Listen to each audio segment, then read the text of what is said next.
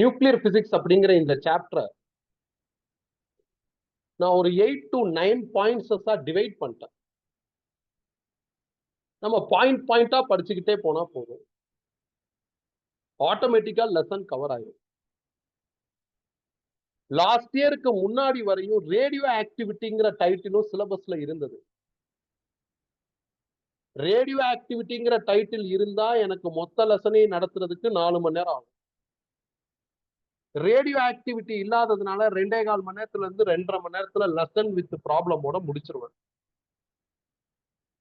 Radio activity இருந்ததுனால notes கொஞ்சம் எக்ஸ்டெண்டடா ஒரு 2 நோட்ஸா இருந்தது. சிங்கிள் நோட்ஸுக்கு பதில் 2 நோட்ஸ் தான் இருந்தது. ரேடியோ ஆக்டிவிட்டி இல்லாததுனால நான் என்ன பண்ணிட்டேன்னா, ரேடியோ ஆக்டிவிட்டி ப்ராப்ளம்ஸ் எல்லாத்தையும் தூக்கிட்டு மித்த ப்ராப்ளம்ஸ் மட்டும் நோட்ஸ்ல இருக்கிற மாதிரி நோட்ஸை கொஞ்சம் பட்டி டிங்கரிங் பார்த்து உனக்கு கொடுத்துருக்கேன். நீ கையில இருக்கிற நோட்ஸை படிச்சா போதும், அவ்வளவுதான் நியூக்ளியர் பிசிக்ஸ். ரேடியோ ஆக்டிவிட்டிங்கிற டைட்டில் இருந்திருந்தா சூப்பரா இருந்திருக்கும். இந்த லெசனோட நிறைய முக்கியமான விஷயங்கள் நம்ம தெரிஞ்சுக்கலாம். இப்பயும் இருக்கு, பிசன் ஃபியூசன் இருக்கு, அதுலயே நம்ம நிறைய கத்துக்க போறோம், இன்ட்ரெஸ்டிங்கா இருக்கும். ஆனா ரேடியோ ஆக்டிவிட்டி இருந்திருந்தா இன்னும் நல்லா இருந்திருக்கும். அது ஒரு மாடர்ன் டெக்னிக். அது அதையே சிலபஸ்ல இருந்து தூக்குனாங்கன்னு தெரியல. அதை தூக்கி அது ஒரு 2 மணி நேரம் நம்ம சேர்த்து படிச்சா இன்னும் நாலேஜ் கிடைச்சிருக்கும். நீ நாளைக்கு அந்த ஏரியால கூட போய் ஒர்க் பண்ணலாம். அந்த அளவுக்கு அது ஒரு முக்கியமான ஏரியா. அது ரொம்ப சிம்பிளான ஒரு ஏரியா தான். அதையே ரெஃப்யூஸ் பண்ணாங்கன்னு தெரியல. நாலேஜ் வைஸ் நம்ம அதை ரெஃப்யூஸ் பண்ணதுனால லாஸ் ஆகுது. ஆனா எக்ஸாம் வைஸ் பார்த்தா அது இல்லாததுனால நம்மளுக்கு பெரிய அட்வான்டேஜ். அது இருந்தா நம்மளுக்கு என்ன ஆகும்னா இன்னொரு 20 ப்ராப்ளம் எக்ஸ்ட்ரா சேரும். அது இல்லைன்னா நம்மளுக்கு ப்ராப்ளம் ரொம்ப சிம்பிளா இருக்கும், பயங்கர ஈஸியா இருக்கும். அதனால எக்ஸாம் பாயிண்ட் ஆஃப் வியூ பார்த்தோம்னா இல்ல, நம்மளுக்கு நிம்மதி. வழக்கம் போல ஸ்டேட் போர்ட் பையனுக்கு இருக்குப்பா, அவனுக்கு வால்யூம் 2 பயங்கரமா இருக்கு. உங்களுக்கு வால்யூம் 2 அவனை கம்பேர் பண்றப்ப கொஞ்சம் கம்மி தான். அவனுக்கு ப்ராப்ளம்ஸும் நிறைய ஹெவியாலாம் இருக்கு. ஸோ அந்த மாதிரி நம்மளுக்கு ஹெவி டஃப்னு சொல்ல முடியாது. JEE problem, board exam problem எல்லாம் ஒரே லெவல்ல இருக்கு இந்த வால்யூம் 2 பொறுத்தவரையும். இப்போ நம்ம நியூக்ளியர் பிசிக்ஸோட ஃபர்ஸ்ட் பாயிண்ட்டுக்குள்ள போவோம். ஃபர்ஸ்ட் பாயிண்ட்ல நியூக்ளியஸ்க்கான ஒரு இன்ட்ரோ தான் நான் எடுக்க போறேன். நியூக்ளியஸ்ங்கிறது ஆட்டம்குள்ள தானே இருக்கும். அப்ப நான் ஆட்டம்ல இருந்தே ஸ்டார்ட் பண்றேன். ஸோ ஆட்டம்ல 2 பார்ட், ஒன்னு நியூக்ளியஸ், இன்னொன்னு எலக்ட்ரான். நம்மளுக்கு தெரியும் எலக்ட்ரானோட சார்ஜ் வேல்யூ வந்து -1.6 into 10⁻⁻⁹ கூலும். எலக்ட்ரானோட மாஸ் வந்து m². இந்த மாதிரி நம்ம டினோட் பண்ணிக்கலாம். எனக்கு இந்த சாப்டர்ல மாஸ் ஆஃப் எலக்ட்ரான்னா நீங்க வேல்யூ சொல்லணும்னு அவசியம் இல்லை. நீங்க எனக்கு இந்த மாதிரி சிம்பிள் சொன்னா போதும்.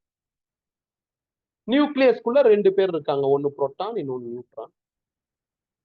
புரோட்டானோட சார்ஜ் வேல்யூ +1.6 into 10⁻⁻⁹ கூலும். புரோட்டானோட மாஸ் வந்து எம்பின்னு எழுதிக்கலாம். நியூட்ரானுக்கு சார்ஜ் கிடையாது, நியூட்ரானோட மாஸ் வந்து mn.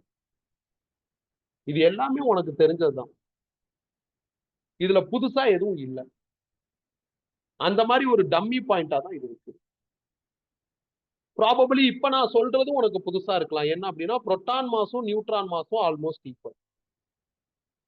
Also 1836 times of electron மாஸ்ங்கிறது ஒரு புரோட்டான் மாஸ் ஈக்குவல். இது உனக்கு வித்தியாசமா தெரியல. பர்டிகுலரா இது வந்து உனக்கு நியூவர் ஒன்னா இருக்கும். இந்த ரிலேஷன்ஷிப் பாக்குறப்ப கிளியரா தெரியுது, எலக்ட்ரான் மாஸ் ரொம்ப ரொம்ப சின்னது. நியூக்ளியஸை பத்தி முதல்ல ஐடென்டிஃபை பண்ண சயின்டிஸ்ட் ரூதர்ஃபோர்ட் தான். நாம தான் ஆட்டம் மாடல்ல ஆல்பா பார்ட்டிகல் ஸ்கேட்டரிங் எக்ஸ்பெரிமெண்ட் ஒரு எக்ஸ்பெரிமெண்ட் படிச்சோம். அந்த எக்ஸ்பெரிமெண்ட் மூலியமா தான் நியூக்ளியஸ் பத்தி ரூதர்ஃபோர்ட் பேசுறாரு. ரூதர்ஃபோர்ட் நியூக்ளியஸ் பத்தி டிஸ்கஸ் பண்றப்ப, நியூக்ளியஸ் பத்தி அவர் எக்ஸ்பிளைன் பண்றப்ப, நியூக்ளியஸ்ல யார் இருந்தாங்க அப்படின்னா புரோட்டான் மட்டும் தான் இருந்தாங்க. பாசிட்டிவ் சார்ஜ் மட்டும் தான் நியூக்ளியஸ்ல இருந்துச்சு. ஒரு நிமிஷம் பா.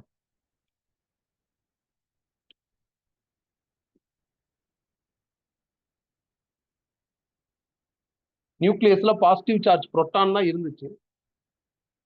லேட்டரா தான் நியூட்ரானை கண்டுபிடிச்சாங்க. லேட்டரா நியூட்ரானை கண்டுபிடிச்சிருந்தாலும் நாம என்ன பண்ணலாம்னா, நியூட்ரான் வந்து படிக்கிறப்ப ஆரம்பத்துல இருந்தே இருக்குங்கிற அந்த மெத்தடாலஜிலே படிச்சுட்டு போயிடலாம். நம்ம லேட்டர்னு எடுத்துக்க தேவையில்ல. இவங்க எந்த வருஷம் நியூட்ரானை கண்டுபிடிச்சாங்களோ அதை படிச்சுட்டு அதுக்கப்புறம் வந்து இதை சேர்த்துக்கிட்டோம்னா நல்லா இருக்காது, ஒரு மாதிரி அன்ஈஸியா இருக்கும். அதனால படிக்கிறப்ப சேர்த்தே படிச்சுட்டு போயிடலாம், அதான் நல்லது. அதை பத்தி நம்ம யோசிக்க வேண்டிய அவசியம் இல்லை. நியூக்ளியஸ்னா புரோட்டான் இருக்கு நியூட்ரான் இருக்கு அப்படின்னு அந்த ஆஸ்பெக்ட்லயே படிச்சிடலாம். இதுல radius of neutron radius of nucleus வந்து around 10⁻⁻15 metre. Radius or diameter of atom வந்து அரௌண்ட் 10⁻⁻10 மீட்டர். நியூக்ளியஸ் ரேடியஸை பத்தி பேசுனது யாருன்னா ரூதர்ஃபோர்ட். ஆட்டமோட டயாமீட்டரை பத்தி பேசுனது யாருன்னா தாம்சன்.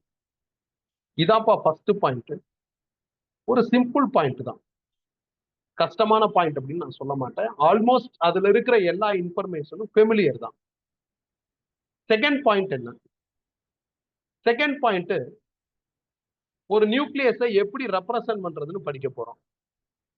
Representation of nucleus. இப்படிதான்ப்பா நியூக்ளியஸை ரெப்ரசன்ட் பண்ணும். XAZ. இதுல இசட்ங்கிறது அட்டாமிக் நம்பர். அட்டாமிக் நம்பருங்கிறது நம்பர் ஆஃப் புரோட்டான்ஸ் மீன் பண்ணும். ஏங்கிறது மாஸ் நம்பர். மாஸ் நம்பர்னா number of protons plus number of neutrons mean பண்ணும். So mass number A is equal to number of புரோட்டான்ஸ்ங்கிறது அட்டாமிக் நம்பர் Z. அதனால number of புரோட்டான்ஸுக்கு பதில் Z போடுறேன். நம்பர் ஆஃப் நியூட்ரான்ஸுக்கு பதில் நான் என்ன பண்றேன்னா N ரீப்ளேஸ் பண்ணிக்கிறேன். புதுசா ஒரு சிம்பிள் போட்டிருக்கேன். இதுல இருந்து N கண்டுபிடிச்சா A மைனஸ் Z. இதான் நம்பர் ஆஃப் நியூட்ரான்ஸ்க்கான ஃபார்முலா. இந்த மாஸ் நம்பருக்கு இன்னொரு பேர் வந்து நியூக்ளியான் அப்படின்னு சொல்லலாம். ஏன்னா மாஸ் நம்பர்னா புரோட்டான் பிளஸ் நியூட்ரானோட டோட்டல் நம்பரை பேசுது. புரோட்டானும் நியூட்ரானும் நியூக்ளியஸ்குள்ளதான் இருக்காங்க.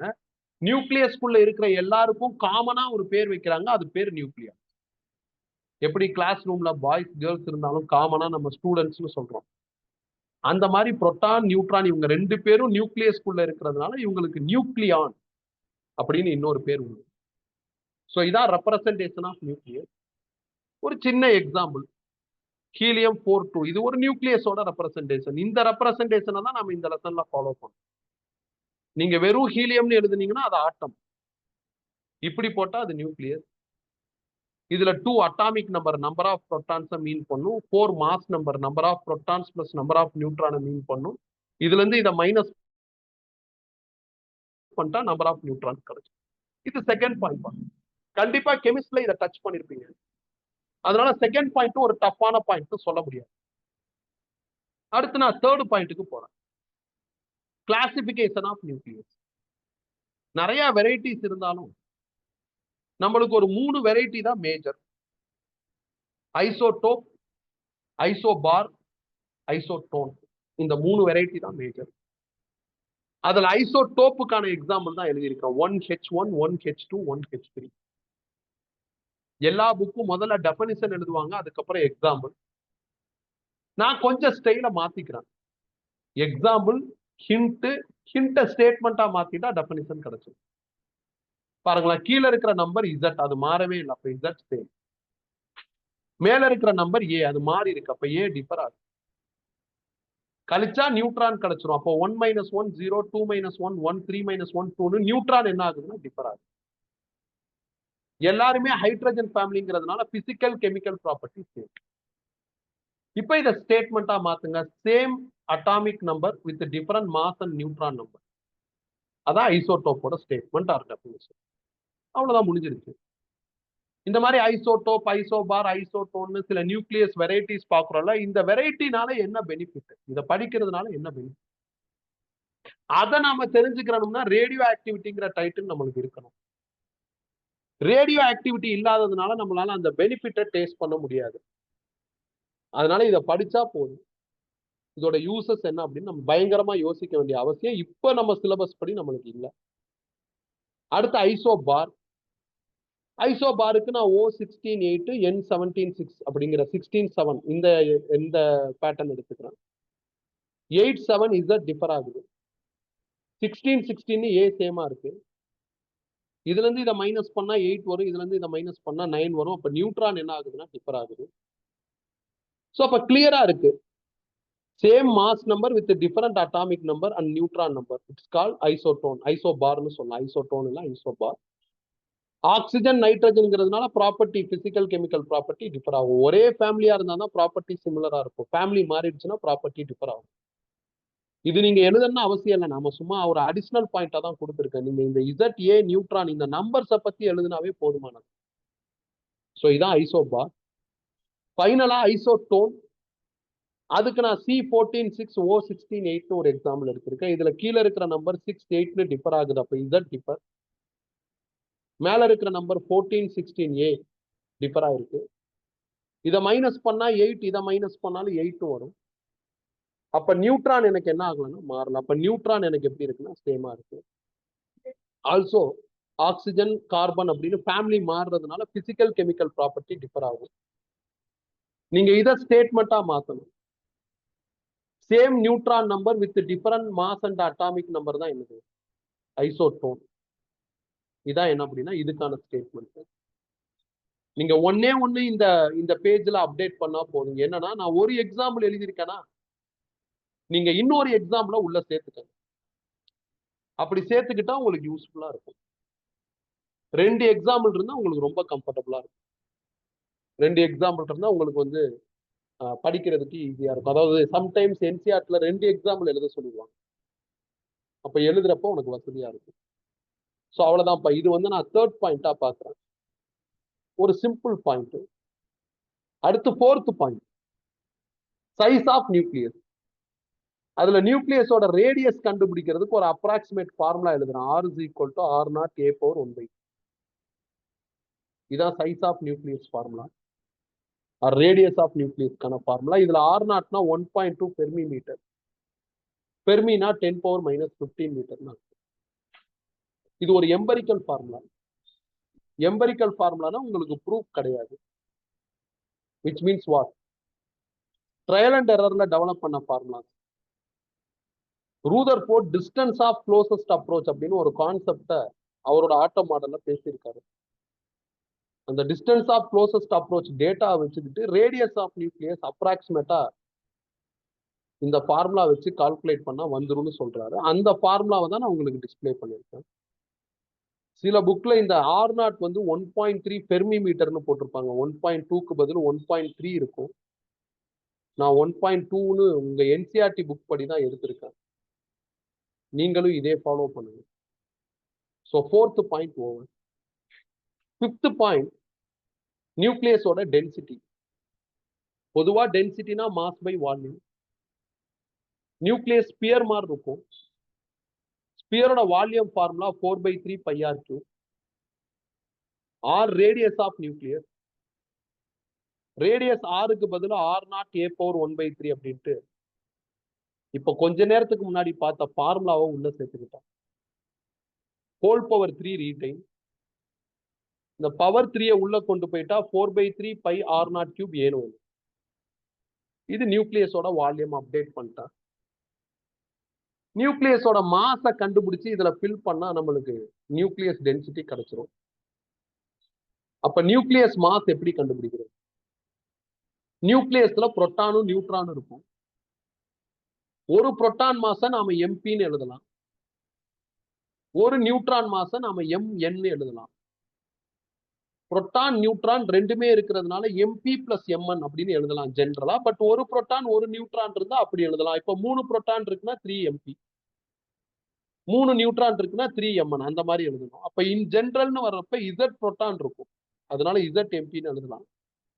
N நியூட்ரான்ஸ் இருக்கிறதுனால NMN. இதுல புரோட்டான் மாஸும் நியூட்ரான் மாஸும் ஆல்மோஸ்ட் ஈக்குவல். அப்ப நீங்க இங்க இருக்கிற MP-க்கு பதில் MN மாத்தலாம். ஆர்எல்ஸ் இங்க இருக்கிற MN-க்கு பதில் MP. ஏதாவது ஒண்ணு சேஞ்ச் பண்ணுங்க.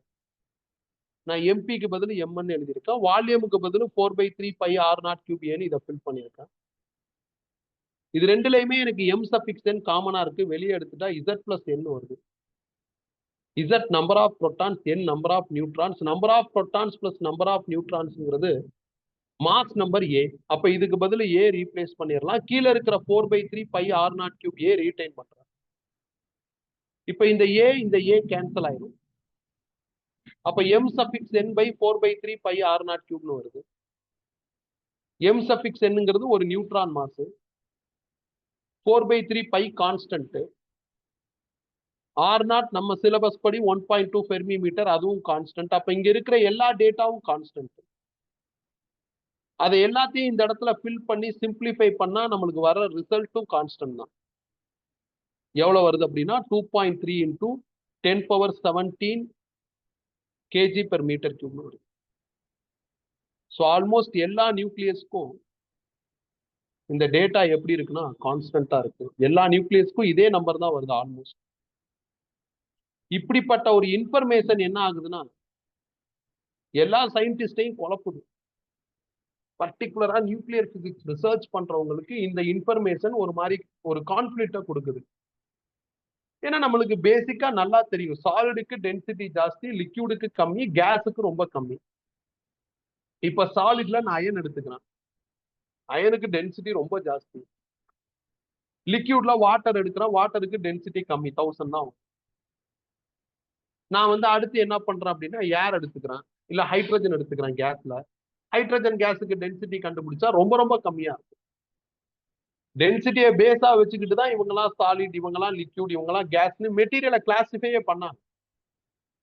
அப்ப density for material will differ. But அயனோட நியூக்ளியஸ், வாட்டரோட நியூக்ளியஸ், ஹைட்ரஜனோட நியூக்ளியஸ், இவங்களுக்கெல்லாம் டென்சிட்டி கண்டுபிடிச்சா எல்லாருக்கும் ஒரே ஆன்சர். மெட்டீரியலா பாக்குறப்ப டென்சிட்டி வேரி ஆகுது, ஆனா நியூக்ளியஸா பாக்குறப்ப டென்சிட்டி சிமிலரா இருக்கு, அண்ட் ஆல்சோ கான்ஸ்டன்டாவும் இருக்கு, அண்ட் ஆல்சோ கிரேட் நம்பரா இருக்கு. 2.3 இன்டூ 10^17 பயங்கரமா இருக்கு. டென்சிட்டி ஜாஸ்தியா இருக்கு நியூக்ளியஸ் டென்சிட்டிங்கிறது ஒரு பாயிண்ட். அதோட ரொம்ப ரொம்ப முக்கியமான பாயிண்ட், எந்த நியூக்ளியஸ் எடுத்தாலும் டென்சிட்டி மாறாதுங்கிறது ரெண்டாவது முக்கியமான பாயிண்ட் இருக்கு. இந்த ரெண்டாவது பாயிண்ட் தான் பெரிய பிரச்சனையா இருக்கு. ஏன்னா டென்சிட்டியை கால்குலேட் பண்ணி பேஸ்ட் ஆன் டென்சிட்டி நாம என்ன பண்ணிடலாம்னா எந்த நியூக்ளியஸ் ஸ்ட்ராங்கா இருக்கும், எந்த நியூக்ளியஸ் வீக்கா இருக்கும்னு பிரிச்சிடலான்னு ஒரு பிளான் பண்ணாங்க. அந்த பிளான் ஸ்பாயில் ஆகுது, கண்டுபிடிக்க முடியல. ஒரு மாதிரி எப்படி இருக்கு அப்படின்னா கஷ்டமா இருக்கு. ஏன்னா எல்லா நியூக்ளியஸோட டென்சிட்டி எப்படி இருக்குன்னா ஈக்குவலா இருக்கு.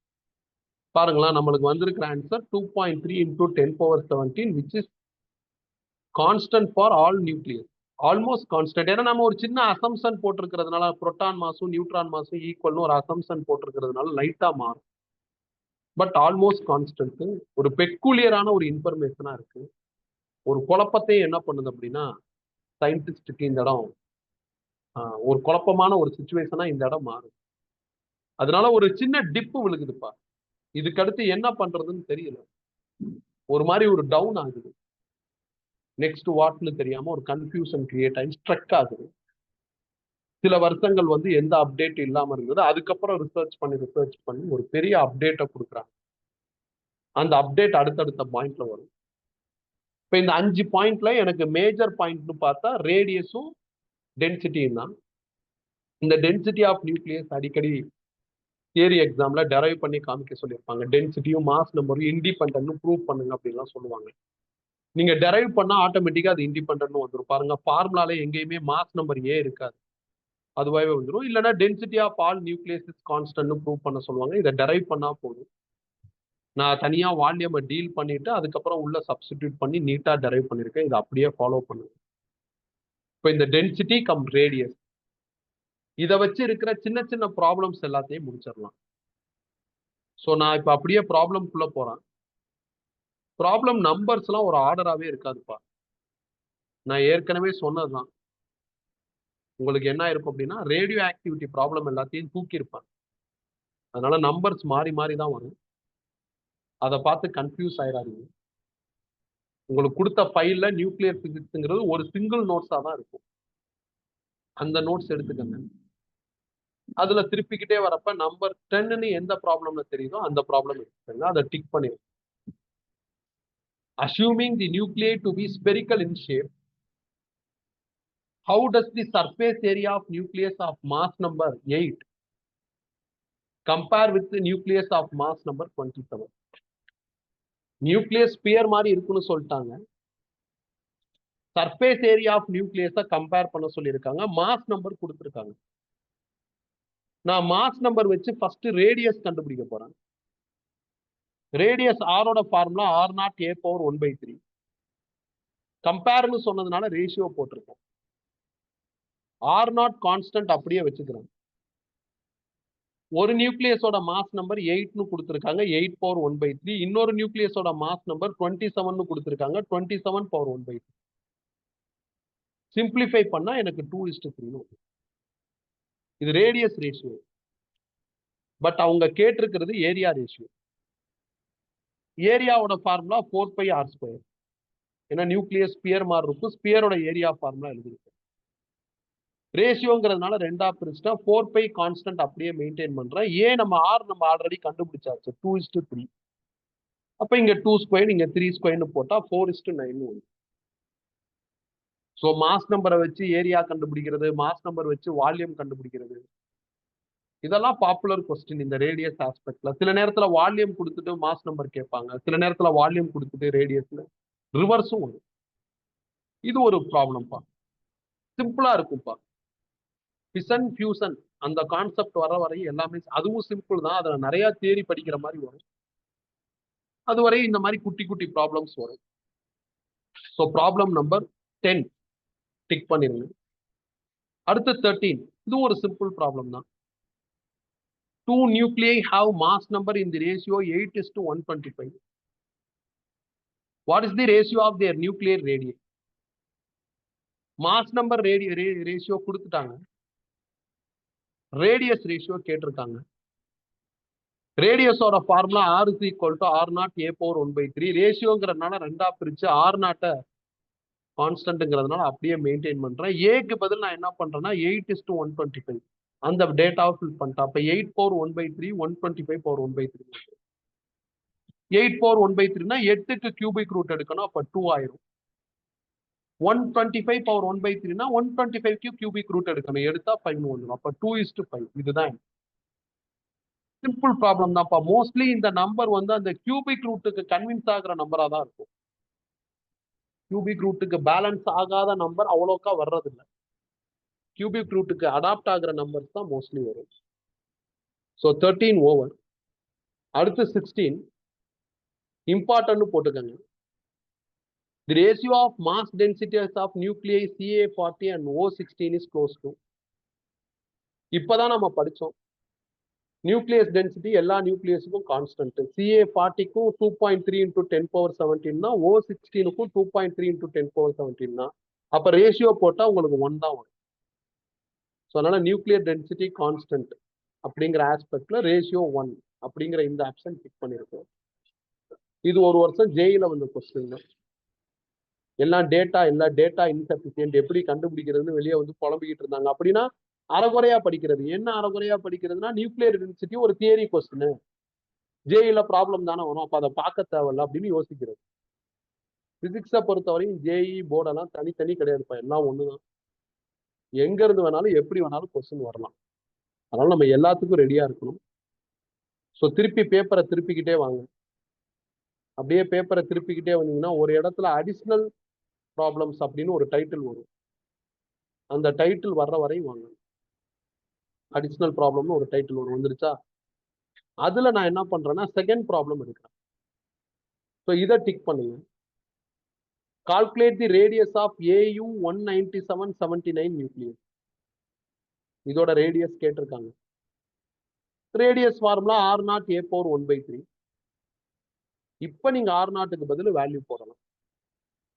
சிங்கிள் சிச்சுவேஷன் ப்ராப்ளத்துல மட்டும் R0க்கு பதில் வேல்யூ போடுங்க. டபுள் சிச்சுவேஷன்ல போட வேணாம், ரேஷியோலையும் போட வேணாம். அது எல்லாத்துலயும் R0 கேன்சல் ஆயிரும். R0 1.2 Fermi metre, ஃபெர்மினா 10 power -15. ஏக்கு பதில் 197 power 1/3. 197க்கு நீங்க கியூபிக் ரூட் எடுக்கணும். நீங்க 197 2ஆல டிவைட் பண்ணிட்டே வாங்க. அப்போ 197 நீங்க 2 into 2 into 2 அந்த மாதிரி பிரிச்சு எழுதிட்டு அதுக்கப்புறம் கியூபிக் ரூட் நீங்க உங்களோட பேசிக் மேக்ஸை வச்சு கண்டுபிடிச்சுக்கோங்க. இல்லை அப்ராக்சிமேட்டா போட்டாலும் ஓகே தான், எடுத்துடலாம், ஒன்றும் கஷ்டம் கிடையாது. இல்லைன்னா லாக் யூஸ் பண்ணிக்கலாம். லாக் எடுத்து ஆன்டி லாக் எடுத்து நீங்க பண்ணலாம், உங்களோட திறமை இது, அது நீங்க பாத்துக்கோங்க. இப்ப இந்த ப்ராப்ளம் டிக் பண்ணிருங்க. ஸோ அடுத்து நான் என்ன பண்றேன் அப்படின்னா இதுலயே ப்ராப்ளம் நம்பர் 8 போறேன். If the nucleus radius of aluminum 27 is 3.6 Fermi, the approximate nucleus radius of copper 64 is. ரேடியஸோட ஃபார்முலா R0 A power 1/3. அலுமினியமுக்கு 3.6 ஃபெர்மி. R0 constant. அலுமினியமோட மாஸ் நம்பர் 27 எழுதிட்டேன். Power 1/3 retain. காப்பருக்கு வந்து 64 மாஸ் நம்பர், அதனால ஏக்கு பதில் 64ன்னு ரீப்ளேஸ் பண்ணிட்டோம். R0 constant. Radius of copper nucleus கண்டுபிடிக்கணும். இப்ப நீங்க R0க்கு பதில் 1.2 ஃபெர்மி மீட்டர்னு போடக்கூடாது. டபுள் சிச்சுவேஷன்னா நீங்க ரெண்டையும் மிங்கிள் பண்ணி தான் ஆன்சர் எடுக்கணும். R0க்கு பதில் அந்த ப்ரீ டிஃபைன் நம்பர் போடக்கூடாது. ஏன்னா அந்த ப்ரீ டிஃபைன் நம்பர் ஒரு அப்ராக்சிமேட் நம்பர் தான். சில புக்ல 1.3ன்னு கூட இருக்கும். அதனால எப்பயுமே டபுள் சிச்சுவேஷன்னா ரெண்டையும் மெர்ஜ் பண்ணுங்க, ரெண்டையும் டிவைட் பண்ணுங்க. அப்ப R copper divided by 3.6 is equal to R0 64 power 1/3, R0 27 power 1/3. R0 cancel.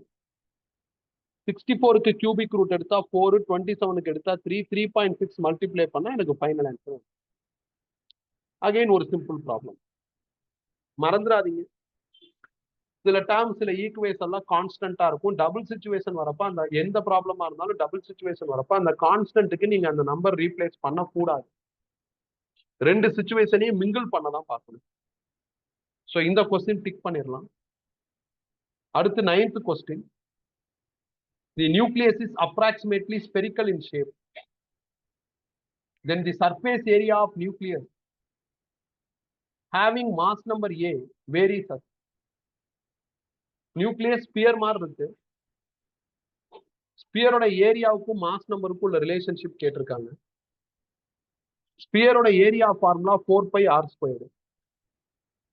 4π constant. ரேடியஸுக்கு பதில் R0 A power 1/3ன்னு போட்டுக்கிறோம். Whole square retain. உள்ள கொண்டு போயிட்டா 4πr02 A power 2/3. அப்ப surface area directly proportional to A power 2/3. இதான்ப்பா இந்த கொஸ்டினுக்கான ஆன்சர். ரேடியஸ் டென்சிட்டி அதுல வர ஒன்லைன் ப்ராப்ளம்ஸ் எல்லாம் முடிச்சுட்டா. அதுல ஒன்லைன் ப்ராப்ளம் தான் கேட்க முடியும், ட்விஸ்டடா எதுவும் கேட்க முடியாது. ஸோ இப்போ நான் என்ன பண்றேன் அப்படின்னா ப்ராப்ளம் இல்ல, பாயிண்ட் நம்பர் 6க்கு போறேன். நோட்ஸ்ல இப்ப நம்ம முடிச்ச ப்ராப்ளம் எல்லாம் டிக் பண்ணிருங்க. இதெல்லாம் எப்ப நீ எடுத்து பார்த்தாலும் உனக்கு ஆட்டோமேட்டிக்கா புரிஞ்சிடும். ஸோ 5 பாயிண்ட் தியரியில டிஸ்கஸ் பண்ணியிருக்கோம். நான் 6வது பாயிண்ட்டுக்குள்ள போறேன். 6வது பாயிண்ட்ங்கிறது அட்டாமிக் மாஸ். ஏஎம்னு சொல்லுவாங்க, ஏஎம்யூன்னு சொல்லுவாங்க, இல்ல சுருக்கமா யூன்னு சொல்லுவாங்க. 1 AMUங்கிறது 1 கார்பன் ஆட்டம் மாஸ் பை 12. ஒரு கார்பன் ஆட்டம்ல 6 புரோட்டான் இருக்கு. ஏன்னா கார்பன் வந்து C12 6. இதுதான் கார்பன். நீங்க கொஞ்சம் எடுத்தீங்கன்னா இதான் மேக்சிமம் இருக்கும். 99% மேல இதான் இருக்கும். ஸோ அதனால இதான் இதோட ஐசோடோப்ஸ் எல்லாம் இருக்கும். C14 6 இருக்கும், C13 6 இருக்கும். அதெல்லாம் நம்மளுக்கு ரொம்ப கம்மியா இருக்கும், அது நெக்லிஜிபிள். அப்ப இவன் தான் கார்பன். இதுல 6 புரோட்டான் இருக்கு. அப்ப 6 MP பிளஸ் இதுல இருந்து இதை மைனஸ் பண்ணா 6 நியூட்ரான் வரும், 6 Mn. 6 புரோட்டான் இருந்தா 6 எலக்ட்ரான் வரும், அதனால 6 Mn எழுதலாம். இப்படி எனக்கு என்ன ஆகுதுன்னா ஒரு கார்பன்ல 6 புரோட்டான் 6 நியூட்ரான் 6 எலக்ட்ரான் வருது. பை 12ன்னு போட்டிருக்கேன். எலக்ட்ரான் மாஸ் ஆல்மோஸ்ட் ஸ்மால், அதனால அதை நெக்லிஜ் பண்ணிட்டு ரிமைனிங் டேட்டாவை ஃபில் பண்ணி நான் ஆன்சர் எடுக்கிறேன். I am getting 1.66 into 10 power minus 27 kg. இதான் ஒரு கார்பன் ஒரு ஏஎம்யூக்கான வேல்யூ. இன் டர்ம்ஸ் ஆஃப் ஏஎம்யூல ஒரு புரோட்டான் மாஸ், ஒரு நியூட்ரான் மாஸ், ஒரு எலக்ட்ரான் மாஸ் எழுதியிருக்கோம். புரோட்டான் மாஸ்ங்கிறது 1.007276 kg. யூன்னு கூட எழுதலாம். நியூட்ரான் மாஸ்ங்கிறது 1.008665 AMU. எலக்ட்ரான் மாஸ்ங்கிறது 1.00055 AMU. இப்ப ஏஎம்யூ ஏ உள்ள வந்துச்சு. Atom smallest particle. ஆட்டம்ல இருக்கிற எலக்ட்ரான், புரோட்டான், நியூட்ரான்ங்கிற சப் பார்ட்டிகல் இன்னும் ஸ்மால். அதோட மாஸ் ரொம்ப ரொம்ப சின்னது. இந்த மாதிரி சின்ன மாஸ் வேல்யூஸ நீங்க மேத்தமெட்டிக்கல் ஆபரேஷனுக்குள்ள எடுத்துட்டு போறப்ப difficulty to handle this type of number rise ஆகும். சின்ன நம்பர் பெரிய நம்பரை கம்ப்யூட்டர் கால்குலேட்டர்ல வச்சு ஹேண்டில் பண்றப்ப நம்மளுக்கு ஏதாவது ஒரு ஸ்டேஜ்ல நம்மளுக்கு ஆன்சர் ஆஃபர் பண்ணாம மேத்தமெட்டிக்கல் எரரா ஷோ பண்ண ஆரம்பிக்கும். 10^99 மேல சயின்டிபிக் கால்குலேட்டர்லாம் நம்மளால சால்வ் பண்ண முடியாது. நம்ம நார்மலா கடையில வாங்குற கால்குலேட்டர்ல சால்வ் பண்ண முடியாது. அப்ப ரொம்ப சின்ன நம்பரை ஹேண்டில் பண்றது ரொம்ப கஷ்டம் மேக்ஸ்குள்ள. ரொம்ப பெரிய நம்பரையும் மேத்தமெட்டிக்கலா ஹேண்டில் பண்றது கஷ்டம். அதனால அந்த சின்ன நம்பரை வேற ஒரு நம்பருக்கு ஈக்குவேட் பண்ணிட்டா ஹேண்டிலிங் ஈஸியா மாறும். மேனுவலா மேக்ஸ் பண்றது கொஞ்சம் ஈஸியா இருக்கும். ஆல்சோ அக்யூரசி நல்லா இருக்கும், சொதப்பலா இருக்காது. அப்படிங்கிறதுக்காண்டி தான் இந்த ஏஎம்யூ அப்படிங்கிற கான்செப்ட் எடுத்துட்டு வந்தாங்க. இப்ப நீங்க பாருங்களேன், proton mass, neutron mass, electron மாஸ்லாம் இன் டர்ம்ஸ் ஆஃப் ஏஎம்யூல எழுதுறப்ப நம்பரோட அப்பியரன்ஸ் கொஞ்சம் கம்ஃபர்டபுளா இருக்கு. இதை கூட்டுறது, கழிக்கிறது, பெருக்கிறது அதெல்லாம் ஈஸி. இதை கூட்டுறது இதே மாதிரியான சின்ன சின்ன நம்பர் 10 பவர்ல சின்னதா இருக்கிற 10⁻27 என்ன அர்த்தம்? 0.26 போட்டு 166 எழுதணும், அதான் இருக்கும்.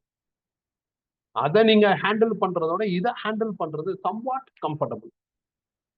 மேனுவல் ஹேண்டில், லாக் புக் கிடையாது, கால்குலேட்டர் கிடையாது. அப்ப இதான் ஈஸி. லாக் புக் கால்குலேட்டர்லாம் இருக்குன்னா இதை வச்சு கூட பண்ணலாம். கம்ப்யூட்டர் இருக்குன்னா நான் இதை பத்தி யோசிக்க வேண்டிய அவசியமே இல்லை, இதை வச்சு பண்ணலாம். ஸோ அதனாலதான் இந்த மாதிரி ஏஎம்யூன்னு ஒரு கான்செப்ட் எடுத்துட்டு வந்தாங்க. அதுல ஏன் கார்பனை எடுத்துட்டு வந்தாங்கன்னா, கார்பன்ல ஒரு முக்கியமான விஷயம் இருக்குப்பா. கார்பன் டேட்டிங்னு ஒரு கான்செப்ட் இருக்கு. இந்த கார்பன் டேட்டிங் வந்து பயங்கர பாப்புலர், ரேடியோ ஆக்டிவிட்டி ப்ராசஸ்ல பயங்கர பாப்புலர். கார்பன் டேட்டிங் அப்படிங்கிற அந்த கான்செப்ட் வச்சு எத்தனை வருஷத்துக்கு முன்னாடி ஒரு பொருள் இருந்தாலும் அந்த பொருளோட அந்த ஏஜ், இத்தனை வருஷத்துக்கு முன்னாடி அந்த பொருள் இருந்திருக்கு அப்படிங்கிற அந்த ஏஜை நம்ம கண்டுபிடிச்சிடலாம். இன்னைக்கு அந்த பொருள், ஒரு பழைய பொருள் கிடைக்குது. இப்ப கீழடியிலன்னா உங்களுக்கு அகழ்வாராய்ச்சி பண்றாங்களா, அதுல பழைய பொருட்கள் கிடைக்குது, பழைய மரத்துண்டு கிடைக்குது, அதாவது உடன் பீசஸ் கிடைக்குது. அதை வச்சு அதோட ஏஜை கண்டுபிடிச்சிடலாம். கார்பன் டேட்டிங் ரேடியோ ஆக்டிவிட்டி இருந்தா நம்ம படிக்கிற மாதிரி வரும். ரேடியோ ஆக்டிவிட்டி இல்லாததுனால கார்பன் டேட்டிங் நம்ம படிக்க மாட்டோம். கார்பன் லிவிங் சிஸ்டம் எல்லாத்துலயும் ஒரு முக்கியமான எலிமெண்ட் தான். அதனாலதான் கார்பனை பேஸா வச்சுக்கிட்டு, கார்பனுக்கு மரியாதை கொடுக்கறதுக்காண்டி கார்பனை பேஸா வச்சுக்கிட்டு கார்பனை வச்சு ஏஎம்யூ ரெடி பண்ணியிருக்காங்க. உனக்கு சந்தேகம் வரும்ல, ஏஎம்யூல ஏன் கார்பன் சூஸ் பண்ணும், வேற எலிமெண்ட் எடுக்கக்கூடாதா அப்படிங்கிற டவுட் வரும். எடுக்கலாம், தப்பே கிடையாது. ஏன் கார்பன் எடுத்திருக்கோம்னா இதான் காரணம். கார்பனுக்கு இம்பார்ட்டன்ஸ் இருக்கு ரேடியோ ஆக்டிவிட்டியில. அதனால கார்பனை என்ன பண்றாங்கன்னா ஹைலைட் பண்றாங்க. எழுதியாச்சுப்பா. இப்ப நான் இதுல அடிஷனலா என்ன பண்றேன் அப்படின்னா, இந்த 1 ஏஎம்யூக்கு ஈக்குவலண்டான எனர்ஜி கண்டுபிடிக்க போறேன். எனர்ஜியோட ஃபார்முலா ஐன்ஸ்டீன் தியரி படி mc². மாஸுக்கு பதில் 1 ஏஎம்யூ வேல்யூ போட்டேன், 1.66 × 10⁻27. சிக்கு பதில் லைட் ஸ்பீட் 3 × 10⁸ ஹோல் ஸ்கொயர் பண்ணேன். இப்ப இதை சிம்பிளிஃபை பண்ணா நம்மளுக்கு என்ன கிடைச்சிடும் அப்படின்னா எனர்ஜி கிடைச்சிடும். பட் எனர்ஜி ஜூல்ல வரும். நம்மளுக்கு இந்த மாதிரி சாப்டர்ல எலக்ட்ரான் வோல்ட்ல எனர்ஜி இருந்தா நல்லா இருக்கும். அதனால ஒரு 1.6 × 10⁻−19 டிவைட் பண்றேன். டிவைட் பண்ணா எனக்கு எனர்ஜி கிடைச்சிடும். எவ்வளவு வருதுன்னா 931 × 10⁻6 எலக்ட்ரான் வோல்ட்னு வருது. 10⁻6 மில்லியன் மாத்தி. இது ப்ராப்ளம் சால்விங்க ஈஸியா மாத்தும். அதுக்காண்டிதான் இது இது இன்னும் ஈஸியா மாத்தும். இதெல்லாம் நம்மளுக்கு இமீடியட்டா தேவைப்படாது. நம்ம ஃபிஷன் ஃபியூஷன் படிக்கிறப்ப, பைண்டிங் எனர்ஜின்னு அடுத்த டைட்டில் படிக்கிறப்ப, அதுல ப்ராப்ளம் சால்வ் பண்றப்ப நம்மளுக்கு தேவைப்படும்.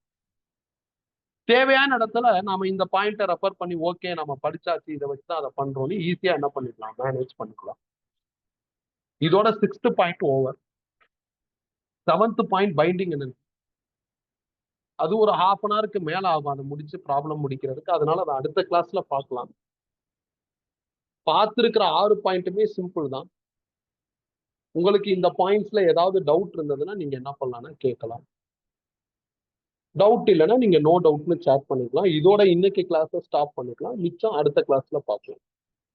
டவுட் இருந்தா நீங்க டவுட்டை என்ன பண்ணுங்கன்னா சேட் பண்ணுங்க. டவுட் இல்லைன்னா நோ டவுட் போட்டுருங்க.